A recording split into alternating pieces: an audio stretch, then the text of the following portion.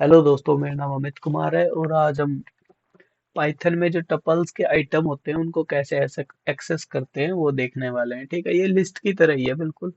हम क्या है, जो वेरिएबल पे डबल स्क्वायर ब्रैकेट मतलब स्क्वायर ब्रैकेट को कॉल करेंगे और उसके अंदर इंडेक्स देंगे। ठीक है, जो भी हमें जिस भी इंडेक्स का वेरिएबल चाहिए, आइटम चाहिए, माफी चाहूंगा, वो हम इंडेक्स देंगे। जैसे यहाँ पे मैं 0 दूंगा तो ये एप्पल को प्रिंट करने वाला है। ठीक है, ठीक है। और मैं दो दो यहाँ पे डालने वाला हूँ तो ये चेरी को प्रिंट करने वाला है। ठीक है, इसी तरह नेगेटिव इंडेक्सिंग भी होती है। जैसे -1 होती है, वो लास्ट वाले की होती है।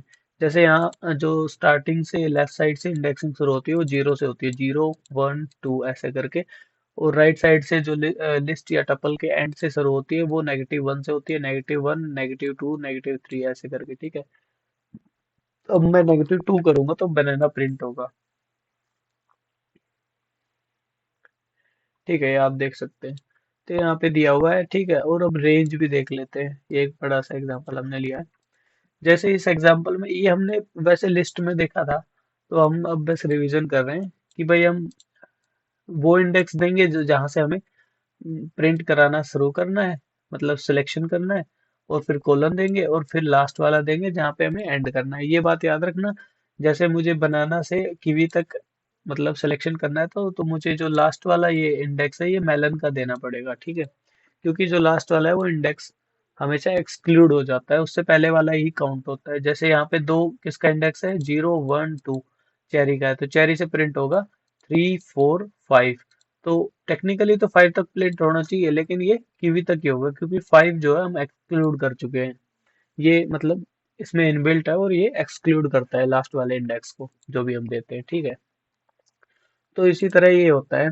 मैं आपको बता दूं, जैसे मुझे स्टार्टिंग से काउंट करना है और फोर्थ इंडेक्स तक करना है, तो मैं स्टार्ट वाले इंडेक्स को 0 को या तो मैं ऐसे 0 लिख दूं या फिर इसको लिखो ही ना, सीधा कोलन डाल के लास्ट वाला इंडेक्स डाल दूं तो ये प्रिंट करना शुरू कर देगा। अगर मैं यहाँ 0 भी डालूंगा तो भी ये सेम ही आउटपुट देने वाला है। ठीक है, आप देख सकते हैं।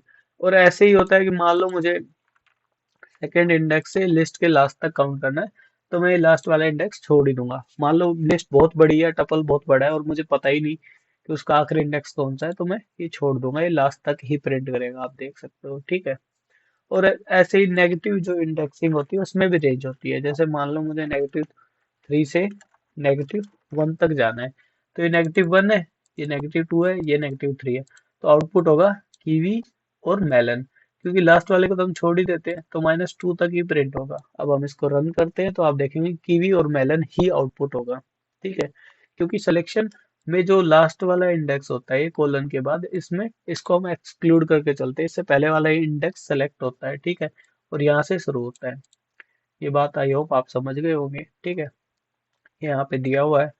और ये मैं आपको और बता देता हूँ, इन ऑपरेटर, जो इन कीवर्ड है, ऑपरेटर तो नहीं है, इन कीवर्ड है। जैसे मान लो ये एक लिस्ट है।